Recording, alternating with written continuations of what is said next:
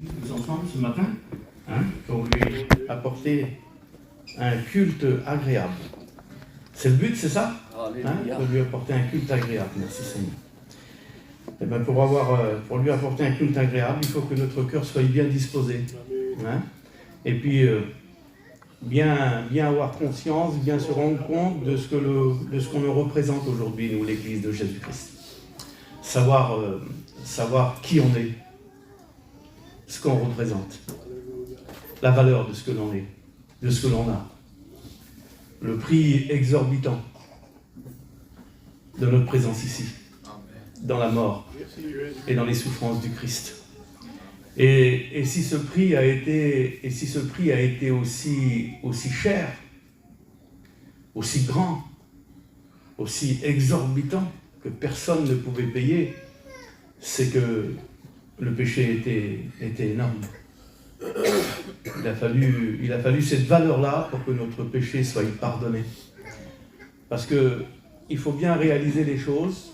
Plus on réalise les choses, plus on est conscient des choses, plus on peut l'adorer, plus on peut avoir un cœur pour lui, plus on peut avoir une vie pour lui, en considérant des choses, en considérant la valeur, en considérant le sacrifice de Christ, en considérant la grandeur du péché, la gravité du péché. Et si ce sacrifice a été suprême, allez trouver plus grande valeur que le Fils de Dieu lui-même, qui s'est donné pour chacun d'entre nous. C'est que le péché était grand. Et puis dans cette abondance de péché où on vivait autrefois, si la surabondance de la grâce n'aurait pas été là, eh bien nous ne serions pas là ce matin. On serait encore dans le monde et puis on serait encore envahi par nos problèmes, nos difficultés de péché, de salut et puis toutes ces choses qui nous accablent et qui accablent le monde d'aujourd'hui. Nicodème nous en a parlé. Il faut bien être conscient. Mais aujourd'hui, là maintenant, tout de suite, ce matin, devant la table de la Sainte Seine, il nous faut comprendre que nous sommes, nous, l'Église de Jésus-Christ, chrétiens, chrétiennes, nous sommes le précieux de Dieu. Il n'y a pas plus précieux que l'Église. Quand on lit toute la Bible, elle nous reflète toute la valeur de l'Église que vous représentez, que je représente.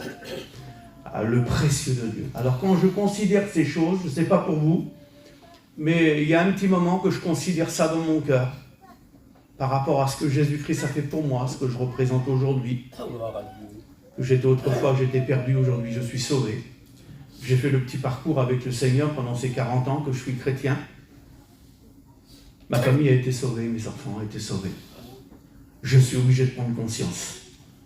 Je suis obligé d'avoir une responsabilité. Je suis obligé de l'adorer, de le remercier. J'ai oublié ces choses. Parce que s'il n'avait rien fait pour moi, si aujourd'hui, si vous aimez mieux, je glanerais derrière une bénédiction ou une parole ou une ambiance, je serais le plus malheureux des hommes. Mais chaque fois que je me mets en prière, il est là, il est présent. Chaque fois que je lis sa Bible, il est là, il est présent.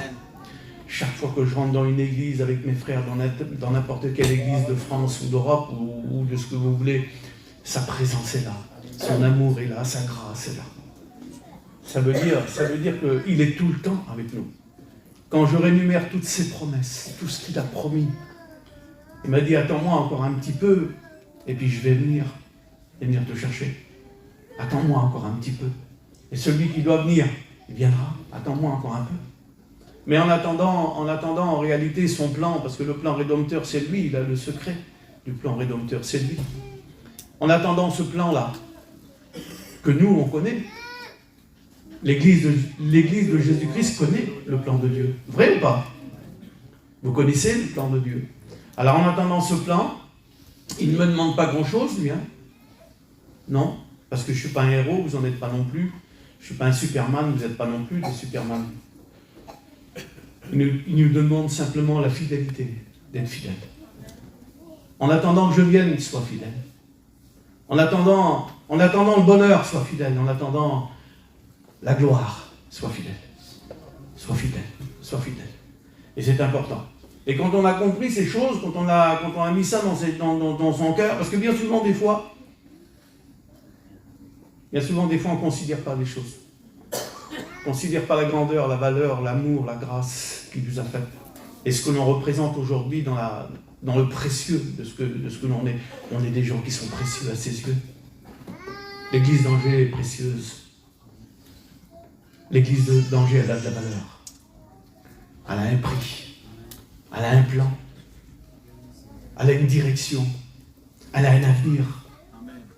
L'avenir du ciel. L'avenir de vivre avec lui. Vous avez compris ça? Et puis, ce matin, je voudrais vous amener avec moi dans cette compréhension, dans le Seigneur qui m'a fait comprendre là. J'aimerais vous amener avec moi dans cette compréhension pour que votre cœur soit attiré vers lui. Pour que votre cœur soit pour lui. Que votre cœur soit enflé d'amour et de grâce en le remerciant de tout votre cœur devant cette table de Sainte-Seine, en commémorant sa mort et sa résurrection, en disant « Je te remercie Seigneur, je te remercie Seigneur ». Et plus on va comprendre, plus on va pouvoir le remercier. Plus on va avoir conscience de ce que l'on est, de ce qu'il a fait pour nous, plus on va pouvoir le remercier en attendant qu'il vienne. Sonny, tu veux prier pour moi? Amen. On prie ensemble, frères et sœurs. Nous te glorifions, Seigneur, et nous te disons merci. C'est pour cet amour. Oui, nous réalisons, Seigneur, la valeur que nous avons à tes yeux ce matin. Et nous voulons aussi que tu réalises la valeur que tu as à nos yeux, à nous, à nos cœurs. Nous voulons te dire merci d'être là, Seigneur. Merci d'avoir donné les ministères. Merci encore de nous parler. Merci pour la Bible. Merci pour le Saint-Esprit qui est là. Merci, Seigneur. Nous ressentons ta présence depuis le début de cette réunion. Nous ressentons que tu es là, que tu te plais au milieu de nous. Amen. Merci, Seigneur, d'être là. Tu es la valeur de cette réunion. Merci de bénir Ramuncho pour nous.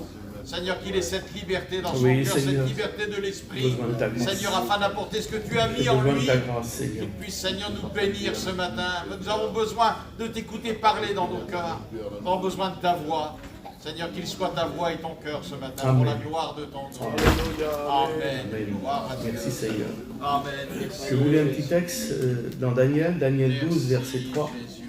Daniel reçoit la pensée de la part de Dieu, la pensée messianique de ce que Christ en réalité avait préparé pour Israël, qu'elle allait devenir l'église de Jésus-Christ, puisque la loi ne suffisait plus, il a fallu le pardon de ce qu'on en a parlé tout à l'heure, il a fallu ce grand pardon.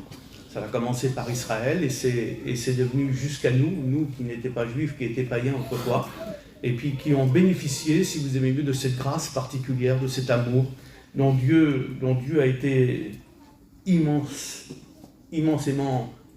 généreux pour nous. Hein. Nous qui ne méritaient rien, il nous a tout donné.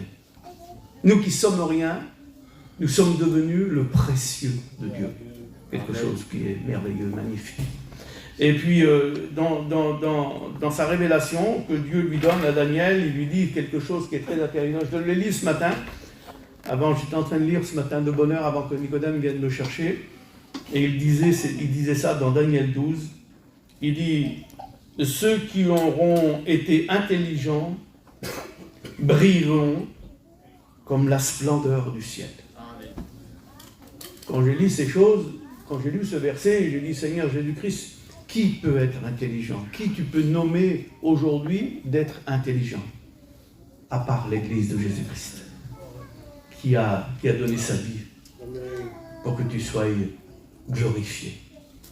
Qui peut être intelligent aujourd'hui, si ce n'est que de reconnaître que Jésus-Christ est le Fils de Dieu? Amen. Qui peut être intelligent à reconnaître ses bontés, à reconnaître ses grâces, à reconnaître en réalité? Et il dit que si jamais, par exemple, il trouve quelqu'un d'intelligent, il resplendira. Et il va y avoir un moment où Dieu viendra nous chercher. Et quand on sera dans sa présence, chacun d'entre nous, là, nous ne passerons pas inaperçus. Et nous ne serons pas, individuellement, nous ne serons pas noyés dans la masse. Non. Chacun aura sa récompense. Dieu, en réalité, nous sommes sauvés, il nous dira pourquoi on a été sauvés. Parce qu'on a accepté le Seigneur. Parce qu'on a accepté la croix, parce qu'on a accepté le Christ. Parce que pendant le petit temps qu'il nous a dit qu'il fallait être patient, pendant ce petit temps-là, eh ben, on a été à la hauteur de l'aimer, de le servir, de le suivre, et puis d'avoir une vie consacrée, et puis d'avoir du renoncement dans notre vie.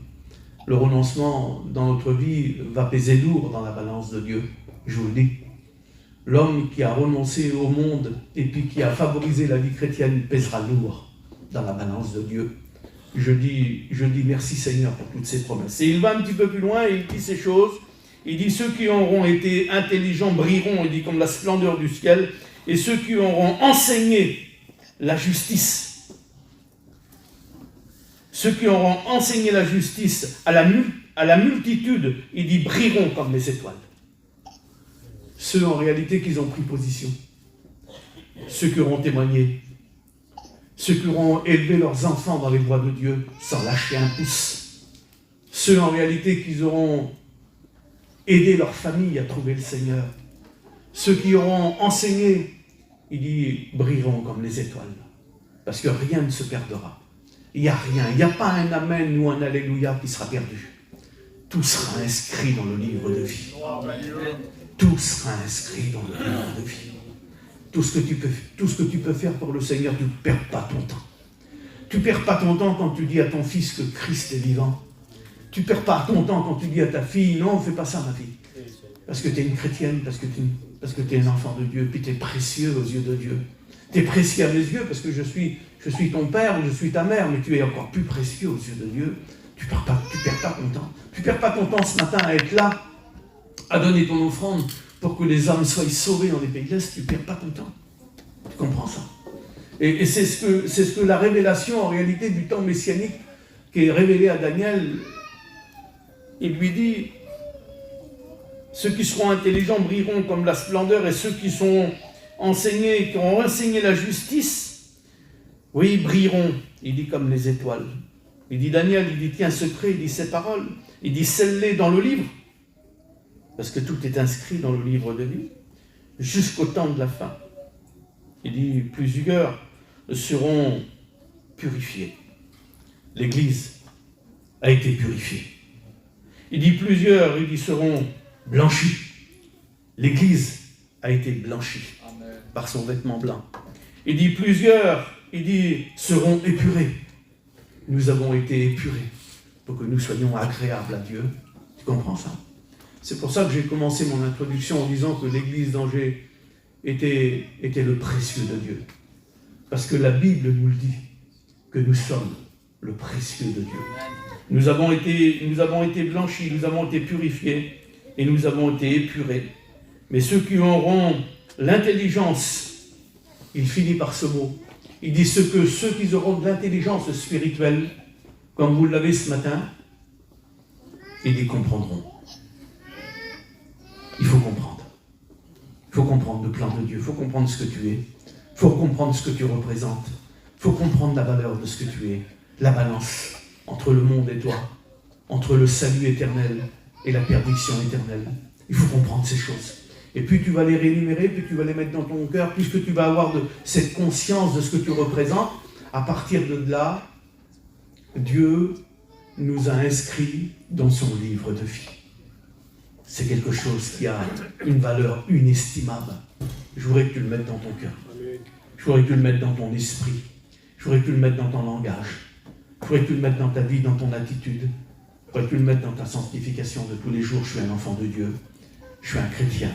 Je suis le précieux de Dieu. Le prix a été exorbitant parce que mon péché était grand. Il m'a pardonné.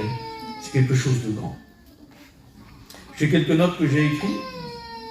C'est des genres de messages que j'apporte pas très souvent. Mais néanmoins, quand ils sont là, on est obligé parce que le Seigneur nous le dit. Hein, c'est comme ça. J'aimerais vous parler, si vous le voulez bien, il n'est pas tard, il est 11h. Vous me donnez une petite demi-heure. Et puis, j'essaye de vous dire un petit mot. J'aimerais vous parler du livre de vie. J'aimerais vous parler de l'inscription de ce que Dieu, en réalité, nous a mis. Il nous a mis dans son livre de vie, quand on a témoigné, nous, qu'on était par la foi, la repentance, et puis la nouvelle naissance, l'engendrement nouveau de Jésus-Christ. Jésus-Christ nous a sauvés, il nous a purifiés. Et quand il nous a purifiés de tout péché, par son sang qui a coulé à la croix. Gloire à Dieu. Et à partir de là, quand nous on a dit oui dans les eaux du baptême, je te suivrai dans les bons et dans les mauvais jours, Seigneur, oui, parce que la foi, la repentance me mène, si vous aimez, au salut. Et à partir de là, eh ben, tu as inscrit mon nom dans le livre de vie. C'est pas beau ça? Amen. Ton nom y figure dans le livre de vie. Parce que quand le Jésus-Christ reviendra chercher son Église et qu'il la présentera, cette belle épouse à son Père, à partir de là, tous les noms seront cités. Ton nom sera dans le livre de vie. Amen. Je ne vous dis pas l'honneur que l'on aura quand on ira. Moi, je m'appelle Pierre Elfried. Je suis né le 26-64 à Le Mans, dans la Sarthe. Je ne suis pas un inconnu de Dieu. Je suis son fils, je suis son garçon. Amen. Et quand l'Église sera présentée, elle ne sera pas présentée noyée dans la masse. Elle sera présentée avec le sang du Christ. Alléluia. Elle sera avec son pardon. Amen. Alors, j'aimerais vous dire un petit texte dans Malachie. Malachie, c'est le dernier livre de l'Ancien Testament. Et puis, à un moment donné, si vous aimez mieux, Israël avait beaucoup souffert parce qu'il avait beaucoup désobéi. Il avait beaucoup désobéi à l'Éternel. Et puis, Dieu avait été obligé de sanctionner, il les avait déportés. Et quand il les avait déportés, Israël a beaucoup souffert dans les pays étrangers. Et puis, il y avait un reste qui n'avait pas oublié l'Éternel et qui s'était repenti. Et dans le repenti, si vous aimez mieux, il y avait une réflexion qui s'est faite. Et dans la réflexion qui s'est faite, Dieu a écouté. On lit le texte si vous voulez bien. On va lire Malachie 3, verset 16. Alors ceux qui craignent l'Éternel se parleront les uns avec les autres. C'est bon de se parler. L'Éternel fut attentif et il écouta. Il écouta la conversation de ce que les chrétiens en réalité, puis les chrétiennes, dans la réflexion se disaient entre eux. Il faut revenir au Seigneur. On ne peut pas rester comme ça. Il faut qu'on prenne une bonne décision. Nous avons été désobéissants dans le passé, mais aujourd'hui, nous avons le pardon de Dieu. Et le pardon de Dieu est immense. Alors cette main tendue que Christ nous offre, cette main tendue que Dieu en réalité nous offre, il ne faut pas la refuser. Il faut l'accepter. Comprenez ça? C'est quelque chose qui est très important quand Dieu veut te donner un coup de main, quand Dieu veut t'aider, quand Dieu veut te faire marcher de l'avant, quand Dieu veut t'encourager, quand Dieu veut penser les plaies, quand Dieu en réalité veut penser on va dire les meurtrissures que tu as eues dans ton cœur, parce qu'on connaît la vie, on sait en réalité ce qui se passe. Il dit alors ceux qui craignent l'Éternel, il dit se parleront les uns avec les autres, et il fut attentif et il écouta. Et quand il écouta, il écoute la conversation, il écoute cette conversation qui est positive, mais qui n'est pas négative. Parce que celui en réalité qui veut faire des efforts avec le Seigneur, comme le Seigneur Jésus-Christ, lui, il connaît ton cœur, il connaît ta vie, il connaît tes pensées, et il sait en réalité ce que tu veux faire dans tes ambitions, et puis dans ta compréhension de ce qu'on a parlé tout à l'heure. Si tu as en réalité cette bonne attitude, ben tu vas resplendir. Le Seigneur va t'aider. Le Seigneur va te faire marcher. Ils seront à moi, dit l'Éternel des armées. Ils m'appartiendront le jour que je prépare. Le jour est préparé. Oui. J'aurai compassion d'eux, comme un homme a compassion de son fils qui le sert. Si toi, tu sais donner des bonnes choses à tes enfants, le Seigneur, il est meilleur que toi. Le Seigneur, il est meilleur que toi, alors qu'il a quelque chose de grand pour toi. Il a quelque chose qui est préparé pour toi. Et là, il est en train de nous le dire, il écoute ta conversation. Quel effet que ça fait dans ton cœur de savoir qu'il écoute tes pensées, ta conscience?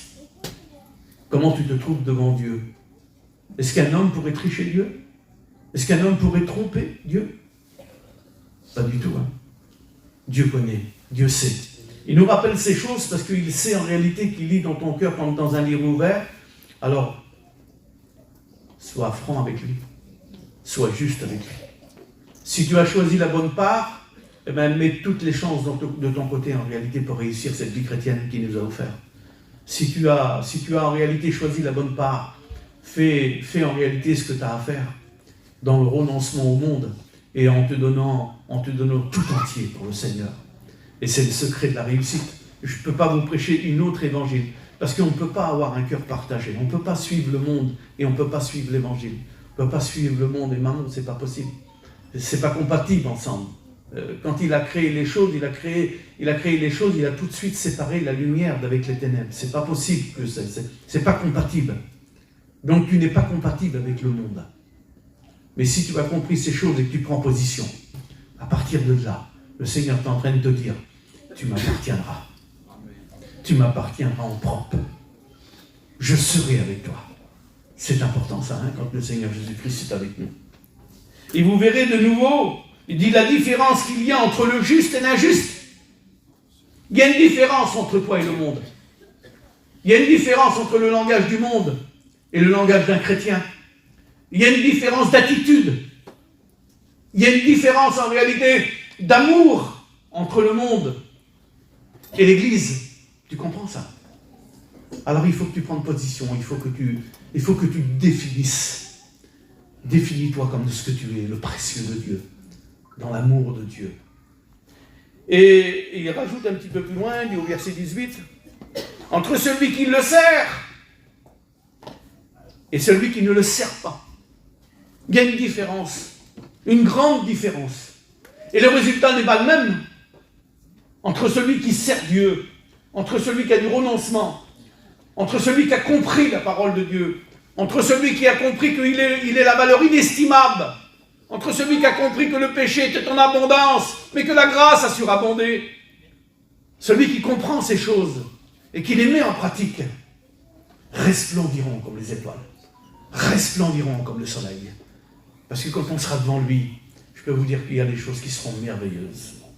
Alors, j'aimerais vous lire un autre texte qui est aussi important par rapport au livre de vie.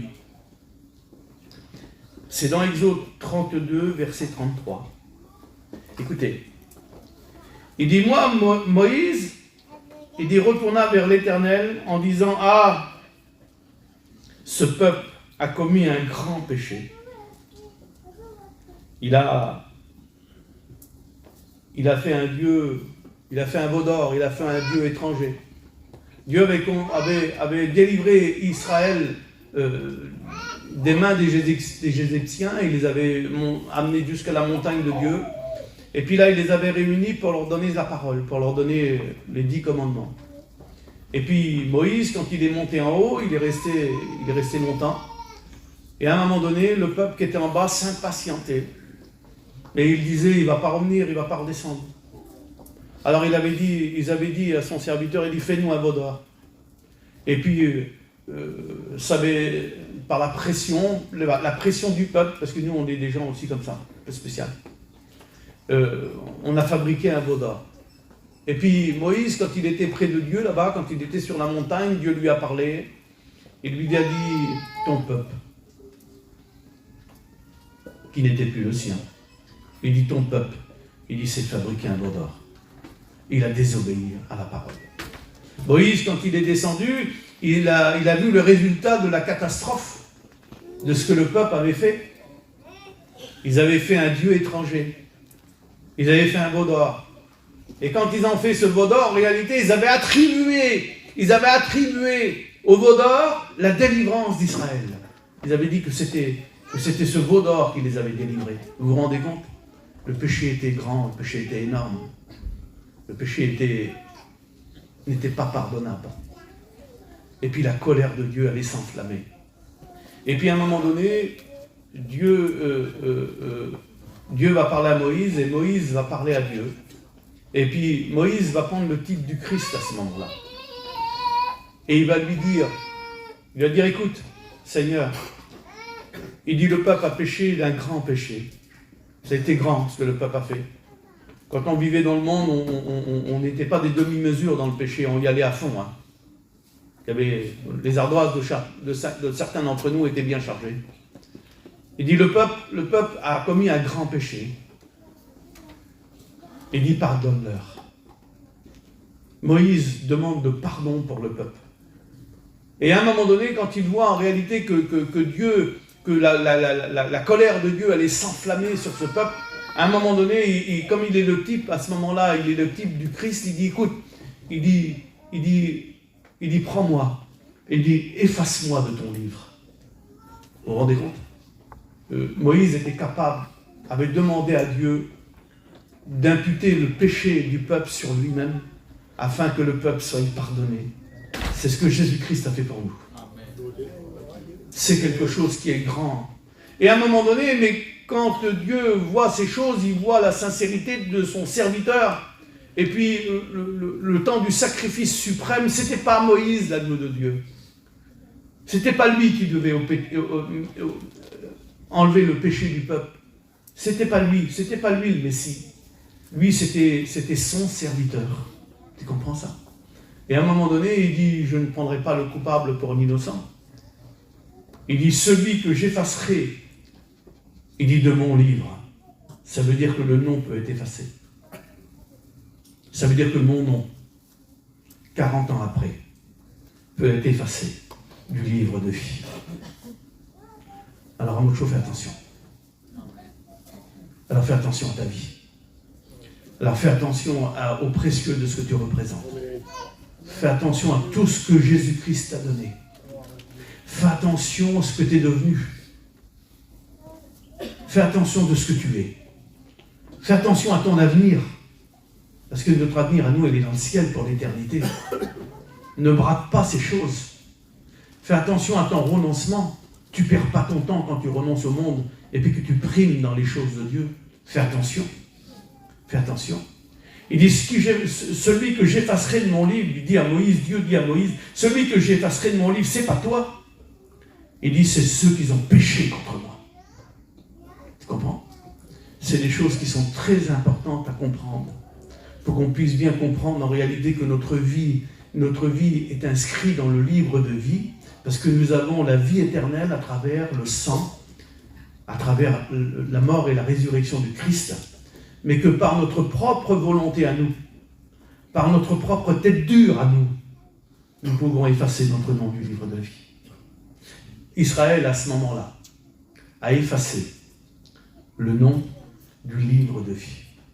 Quand Moïse fait l'appel, il dit celui qui veut être avec Dieu, il dit qu'il vienne auprès de moi. À un moment donné, toutes les Lévites se sont dérangés, ils se sont rangés auprès de Moïse. Et que quand ils se sont rangés auprès de Moïse, Moïse leur a dit armez-vous d'une épée. Et puis quand ils se sont armés d'une épée, à partir de là, la sanction de Dieu est tombée. 3000 hommes est tombé à partir de là. Parce qu'il ne prendra jamais le coupable pour l'innocent. Et l'innocent, il ne prendra jamais non plus pour le coupable. Et comme Moïse n'était pas en réalité le Messie, il n'était pas l'agneau de Dieu, il n'était que le serviteur qui devait exécuter, si vous voulez, les ordres de Dieu. C'est important.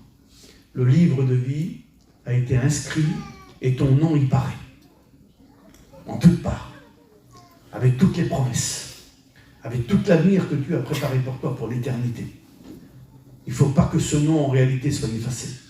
Il faut que tu fasses attention à ta vie. Il faut que tu fasses attention à ton foyer. Il faut que tu fasses attention à tes enfants. Il faut que tu fasses attention aux promesses qu'il t'a fait. Tu fasses attention à la parole de Dieu. Tu fasses attention à cette communion que Dieu t'a donnée. C'est important. Parce que si on se laisse avoir, est-ce que c'est possible en réalité que quelqu'un peut se laisser avoir? Est-ce que vous en connaissez? Des chrétiens, des bons chrétiens, qui ont aidé plein de personnes, qui ont compris à une certaine époque l'amour de Christ, et qui sont retombés dans le monde. Vous en connaissez? Moi, j'en connais. Je connais aussi des serviteurs de Dieu qui étaient formidables, et puis qui se sont laissés avoir, et qui sont retournés dans le monde. Faisons attention. Faisons attention parce que celui qui doit venir, il viendra. Et puis, je peux vous dire que par rapport aux événements, comme Nicodème nous en a parlé tout à l'heure, je peux vous dire que c'est dans pas longtemps. Alors, le petit temps qui nous reste là, resserrez les rangs dans l'église, resserrez les rangs auprès des serviteurs de Dieu, resserrez les rangs dans la prière, resserrez les rangs dans la vie chrétienne, resserrez les rangs dans le renoncement au monde, et puis donnez-vous à fond pour les choses de Dieu, dans votre témoignage. Vous avez une part à faire, vous avez un témoignage à apporter, vous avez vos familles, vous avez vos cousins, vos cousines, vous avez vos beaux-parents, vous avez vos parents, vous avez vos amis, vous avez vos enfants qui ne sont pas encore convertis. Donnez-vous à fond. Donnez-vous à fond pour le Seigneur et ça pesera lourd dans les choses de Dieu.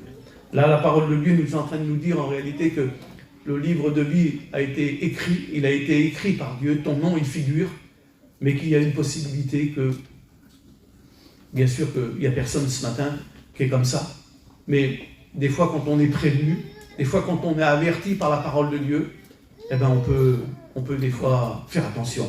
Parce que des fois quand le monde en réalité se présente devant nous, si on n'a pas cette intelligence spirituelle de ce que je vous ai dit tout à l'heure, si on n'a pas cette intelligence spirituelle, on peut se laisser avoir. Il y a tellement d'attractions dans le monde aujourd'hui, il y a tellement de choses qui brillent, il y a tellement de choses en réalité qui peuvent nous faire tomber. Et puis nous sommes que des hommes. Et puis nous aimons en réalité la chair, elle est contraire à l'esprit. Faisons attention, c'est important. On continue encore un petit peu, encore un petit quart d'heure. Notre nom inscrit dans le livre de vie, et aussi pour les enfants de Dieu que nous représentons, je vous l'ai dit tout à l'heure. Merci Seigneur. Écoutez cet exemple des disciples, qui est beaucoup plus près de nous. Il dit les 70 reviendront, les 70 disciples en réalité qui avaient été envoyés après avoir compris la parole de Dieu. Dieu avait envoyé 70 disciples pour évangéliser, pour parler de la part de Dieu. Et puis avec l'Esprit de Dieu, ça avait marché à la perfection. Et puis à un moment donné, quand ça avait bien marché, ils sont revenus vers le Seigneur. Et puis ils leur ont dit, Seigneur, les démons eux-mêmes nous sont soumis. Et en ton nom, il dit, on a fait des exploits, on a fait des prodiges. Ça l'a arrivé dans notre mission, ça. Ça l'a arrivé dans notre mission qu'à un moment donné, Jésus-Christ nous a donné une pleine liberté d'annoncer l'évangile. On a monté nos églises. Regardez, l'église, elle est pleine. Et puis le précieux de Dieu, il y est à l'intérieur. Ça, c'est victorieux. À un moment donné, Dieu nous a donné l'occasion d'avoir des chapiteaux pour évangéliser notre peuple. Il y a eu 135 chapiteaux pendant des années, à prêcher, à témoigner, à évangéliser notre peuple. C'était merveilleux. Seigneur, en ton nom, on a vu des choses merveilleuses. On a fait des choses merveilleuses. Une grande réjouissance. Notre mission, notre école biblique dans les pays de l'Est, notre école biblique à Gien, Seigneur, les ministères qui se lèvent comme des champignons aujourd'hui, on ne sait plus où les mettre. Ah Seigneur Jésus-Christ, en ton nom, on a fait des choses merveilleuses. On a fait des prodiges. On a fait des miracles. Une grande réjouissance, parce que c'est vrai que quand on a un résultat dans notre famille, je me souviens, moi j'ai passé pratiquement la moitié de ma vie avec Sylvano, avec Manuel, et puis ils nous ont vu élever, on a travaillé avec eux pendant longtemps, et puis on a vu de nos yeux, on est des témoins, nous, de cette réjouissance. On lit le texte. Les 70 disciples reviennent avec joie. Seigneur, les démons nous sont soumis en ton nom. Et Jésus leur dit, je voyais Satan, il dit, tomber du ciel, il dit, comme une éclair. Tellement que ça a été réjouissant, tellement qu'il y avait du résultat, tellement en réalité que nos familles se sont converties, tellement que la parole de Dieu, elle a touché nos cœurs, elle a touché notre peuple, elle a touché au niveau des chapiteaux, elle a touché au niveau des églises, au niveau de nos conventions, nos retraites spirituelles, notre école biblique. Et c'est vrai en réalité qu'on a à se réjouir de ça. Merci Seigneur de toute cette grande bénédiction. Mais il y a un mais. On ne regrette rien parce que ça a été pour nous une grande victoire. Mais Jésus dit quelque chose. Pour l'importance de ce que je vous dis que votre nom est inscrit dans le livre de vie. Écoutez ce que Jésus dit. Il dit cependant, il dit, ne vous réjouissez pas. Il dit que les esprits vous soient soumis. Mais réjouissez-vous. Il dit que votre nom soit inscrit dans le livre de vie. Il est vrai que tout ce qu'on a fait jusqu'à aujourd'hui, c'est glorieux. Parce qu'on a sauvé nos familles. Le Christ a sauvé nos familles. Nous avons été des témoins pour nos frères, pour nos sœurs. Moi, j'ai reçu un témoignage de ma famille étaient chrétiens et que moi, je n'étais pas chrétien. C'est glorieux. On s'est convertis, on a eu nos anciens qui nous ont conduits, qui nous ont prêché la parole de Dieu. C'est vrai, c'est glorieux. Que Dieu soit béni. Mais aujourd'hui, c'est la fin d'une chose qui est meilleure que son commencement. Aujourd'hui, 40 ans après, il faut que mon nom soit toujours inscrit dans le livre de vie. C'est ça l'importance. Soyez vigilants de ce côté-là. C'est le mot d'ordre de ce matin. C'est le mot que Dieu a donné sur mon cœur. Je n'ai pas l'habitude d'apporter ce genre de message, mais c'était tellement fort que Nicodème, j'ai voulu que ce soit Nicodème qui prêche, parce que l'année dernière, c'est moi qui a fait. Et puis Nicodème a fait beaucoup de réunions dans la semaine. On l'a usé. Il a fait beaucoup de réunions. Et puis il me dit ce matin, il dit non. Il dit ce matin, il dit c'est fort mon gars. Il dit, ah, voilà. Ça l'a voulu comme ça. Alors peut-être qu'il y a une petite direction du Seigneur, peut-être qu'il y a un petit mot, pour que le Seigneur puisse nous, des fois nous dire un petit mot. Il dit cependant, ne vous réjouissez pas, il dit que les esprits soient soumis, il dit réjouissez-vous que votre nom soit inscrit dans le livre de vie. Il dit en ce moment même, il dit Jésus, quand il a réalisé ces choses, quand il a vu ces choses qui étaient merveilleuses, la Bible me dit qu'à ce moment-là, Jésus-Christ a tressailli de joie. Il a tressailli de joie. Que son peuple, en réalité, avait fait des prodiges, avait fait des exploits. Et puis en son nom, en réalité, que le nom de Jésus-Christ était resplendissant dans leur cœur, dans leur foyer. Et puis qu'ils étaient inscrits dans le livre de vie. C'est important. Merci Seigneur. Je vous lis encore un petit texte, si vous le voulez bien. On continue encore, il n'est pas tard, je vais terminer, là, un petit quart d'heure, je vais terminer. Celui qui vaincra, je n'effacerai pas son nom, il dit du livre de vie. Celui qui vaincra, celui qui ira jusqu'au bout, celui en réalité qui fera partie de l'enlèvement de l'Église, ou que même à la limite, si vous aimez mieux, il est emporté, il dit par la vie, et qui passe par la mort, il dit je n'effacerai jamais, il dit son nom, il dit du livre de vie. Je lui dis merci Seigneur. On en dit un petit mot, si vous voulez bien, pas longtemps. Il écrit Jésus-Christ écrit dans l'Apocalypse, il écrit par la révélation de l'apôtre Jean, au Apocalypse 3, verset 5, il écrit une lettre. Il écrit une lettre à l'église de Sardes, qu'on peut représenter peut-être ici à l'église d'Angers, parce qu'on est là à Angers, là, ce matin, et nous sommes aussi l'église de Jésus-Christ, c'est la même église. Et à un moment donné, il va leur parler comme un père parle à ses enfants, et il dit, je connais tes œuvres. Je te connais. Je sais qui tu es. Je sais que ton cœur est rempli d'amour. Je sais en réalité que tu es un chrétien, vrai, véritable. Je sais que tu n'es pas froid, tu es chaud. Je sais ces choses. Je sais que tu pries. Je sais que tu viens à la réunion. C'est plein de choses de toi. Puis des fois, il sait en réalité que notre cœur n'est pas si sincère que ça. Alors, est-ce que je peux cacher quelque chose à Dieu? Je ne crois pas. Est-ce qu'un homme peut mentir à Dieu? Non. Est-ce qu'un homme peut tromper Dieu? Non. Alors, il dit ces choses. Il dit, je connais tes œuvres. Rassurez-vous, ça va bien se terminer. Il dit, je connais tes œuvres. Il dit, je sais que tu passes pour quelqu'un qui est vivant. Mais qu'en réalité, ça ne se passe pas si bien que ça. Alors c'est peut-être que pour une seule personne ce verset. Parce que la majorité, si vous aimez mieux, de l'Église, c'est peut-être pas comme ça. Mais néanmoins, elle est là, l'avertissement est là, donc je vous le donne. Tu passes pour être vivant, mais bon, ça ne se passe pas si bien que ça. Alors Dieu va donner, Jésus-Christ va donner une exhortation à l'église de Sardes, que je donnerai, si vous aimez mieux, pour l'église d'Angers. Il dit, sois vigilant. C'est le mot d'ordre de ce matin. J'ai commencé par là, je vais finir par là. Sois vigilant. Fais attention. Oui, fais attention. Il dit, fais attention parce qu'il te reste encore quelque chose. Et le peu que tu as, le peu qui te reste, parce que je ne connais pas ta vie, je ne connais pas ton cœur, et puis croyez-moi, c'est aussi bien comme ça.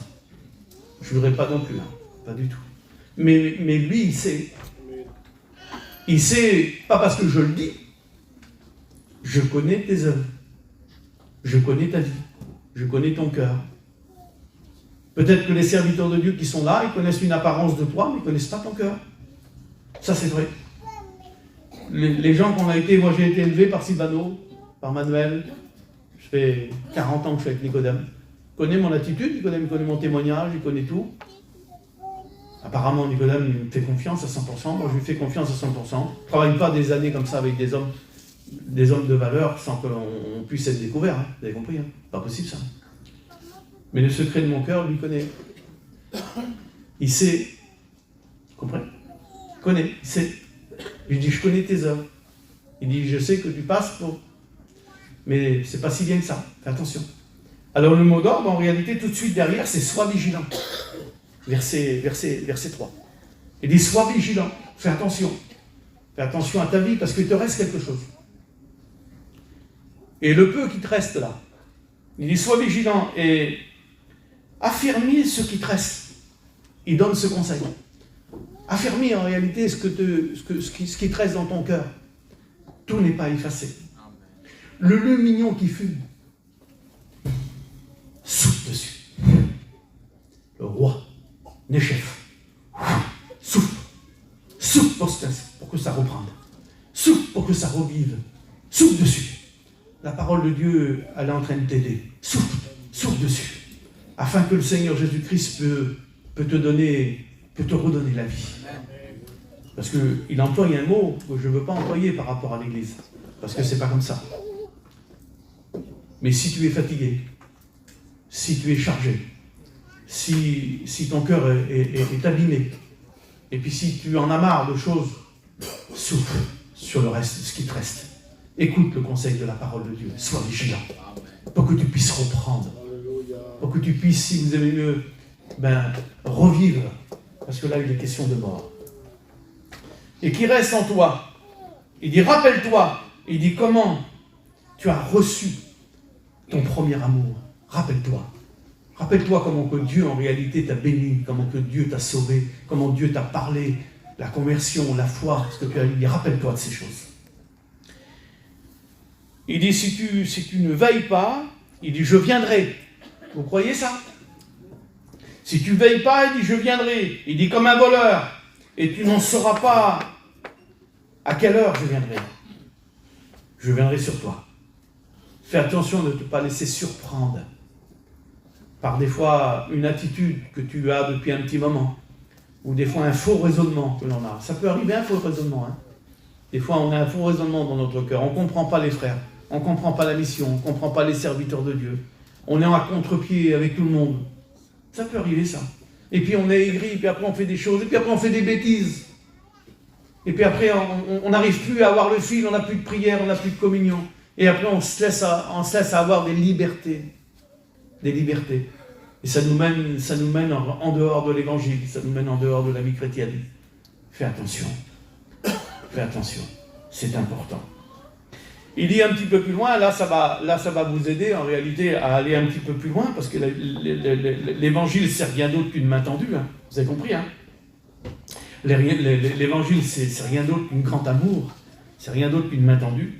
Il dit au verset 4, il dit, cependant, tu as à l'église d'Angers quelques hommes qui n'ont pas souillé leur robe. Amen.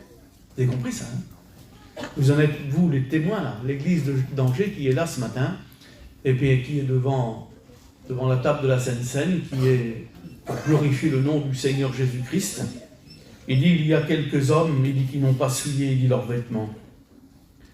Ils marchent avec moi. Il dit, marche avec moi en vêtements blancs, c'est l'église. C'est ce que vous représentez. Il dit en vêtements blancs. Il dit, soyez vigilants. Il dit, pour eux, pour l'église d'Angers, je n'effacerai point, il dit, je n'effacerai point, dit leur nom du livre de vie, que je confesserai devant mon Père et devant les anges. Dites pas amen. Jésus-Christ va confesser ton nom devant Dieu et devant les anges. Parce que tu es un sauvé. Alors, ça vaut, je ne sais pas pour vous, mais je pense que ça vaut le coup de faire des efforts. Je ne sais pas pour vous, mais ça vaut le coup en réalité d'être responsable de notre vie chrétienne, d'être responsable de notre salut, de bien comprendre les choses pour bien les reproduire. Parce qu'un homme ne peut jamais reproduire ce qu'il n'a pas compris. Jamais. Tu pourras reproduire ce que tu n'as pas compris. Mais par contre, si tu as compris par rapport à la parole de Dieu, de ce que tu représentais, que tu étais le précieux de Dieu, et puis que le prix a été exorbitant parce que le péché était à son comble, et puis qu'il t'a pardonné, à partir de là, tu peux avoir du renoncement dans ton cœur. Tu peux avoir du renoncement dans ta vie. Et tu peux en réalité lui être agréable et lui apporter un culte agréable ce matin, en comprenant les choses et en mettant en pratique sa parole. Je n'ai rien inventé. Depuis 2000 ans, la Bible nous dit de mettre en pratique, d'abandonner le monde parce que nous avons une nouvelle naissance. Je n'ai rien inventé. Je répète des choses qu'on dit depuis 2000 ans. Vous avez compris ça? C'est quelque chose qui est très important, très très important. Écoutez ce que je vous dis là, j'ai une petite note, je suis obligé de vous la lire. Ça ne concerne pas l'Église, ça concerne en réalité les gens qui n'ont pas accepté le Seigneur. Ceux à qui on a prêché l'Évangile toute notre vie, les grands, et puis les petits. Ceux en réalité qui ont écouté l'Évangile et qui n'ont jamais accepté. Et ceux qui savent que c'est la vérité, qui n'ont jamais accepté non plus. Ceux en réalité qui préfèrent le monde que préfèrent la vie chrétienne, la vie de Dieu. Ceux qui ne veulent pas faire de renoncement, et puis qui se goinfrent dans la vie du monde. Et qu'ils ont les moyens par-dessus le marché. Parce que attention, hein, la vie chrétienne, c'est un renoncement. Un renoncement de tout. Parce que le monde n'a rien en nous. Et nous ne voulons rien du monde. Et nous ne voulons rien partager. Nous sommes corps, âme et esprit à Jésus-Christ. C'est important. Je lis ce petit passage et puis après on prie le Seigneur. Hein, si vous le voulez bien. On va lire dans l'Apocalypse. Apocalypse 20, verset 12. C'est le livre de vie, mais c'est le livre du jugement. Et puis je vis un grand trône blanc, et celui qui était assis dessus, c'est Dieu. Il dit, la terre et le ciel s'enfuiront devant sa face, et il ne fut pu trouver place devant lui. Ça veut dire qu'à un certain moment donné, quand on se présentera devant lui, tout ce qu'on aura construit sur la terre, tout ce qui a de l'importance sera balayé. Il dit, le ciel et la terre disparaîtront devant lui. Allez, enlevez le bœuf. Tout à quoi, en réalité, on a mis toute notre vie, toute notre sueur. On a négligé les choses de Dieu. Toutes ces choses disparaîtront devant la splendeur de Dieu, devant la grâce de Dieu, devant son amour. Devant la vérité qu'il représente. Tout disparaîtra.